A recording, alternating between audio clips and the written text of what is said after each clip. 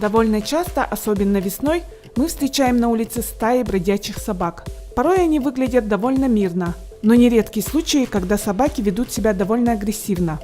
У каждого человека наверняка есть свои правила того, как нужно вести себя в отношении бродячих животных. Постараться найти какой-то убежищный, типа магазин. Лучше защищаться на месте, там, показать что-нибудь вот так, чтобы они убежали или испугались сами. С собой баллончик надо какой-то иметь, газовый, или вот есть же отпугивающие баллончики. Нет, убегать нельзя. Считай, лицо, там такие уязвимые места, я думаю.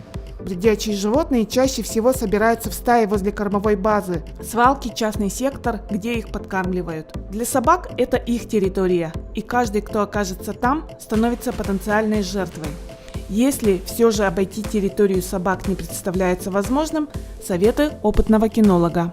Если стая напала, то желательно встать возле забора какого-то, что-то, чтобы сзади вас было. Плюс, если есть у вас в руках, та же сумка, то попытаться защититься ею. Только не кричать. Только не кричать, я понимаю, что страшно и так далее. То есть попытайтесь сделать наоборот, морально подавить их, либо там иди сюда, наоборот, позвать к себе, там, либо еще что-нибудь, либо там поговорить как-то. То есть разговором, но только не кричать и не вздумать убегать. Если как-то только побежишь обратно, то есть все, это однозначно, они еще более быстрее добегут. И бывает наоборот, что пытаешься сделать вид, что ты поднимаешь палку, то есть наоборот на них пытаешься напасть. Тогда тоже убегают. В основном сбиваются в стаи именно домашние собаки, то есть которых выпустили со двора, которым владельцы думают, что надоело им сидеть на цепи, и таким образом решают, что им нужно погулять. И следите за ними, не выпускайте их на самовыгул, это самое главное. Как уверяет реклама, при нападении собаки человеку может помочь гаджет под названием ультразвуковой отпугиватель собак.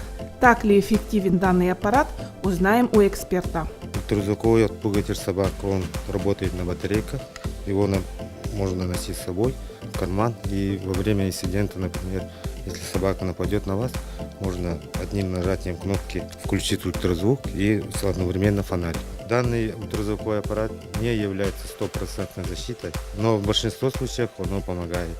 Воздействие для остальных собак, например, которые висячим ухом, много шерсти на голове, на них воздействие слабое.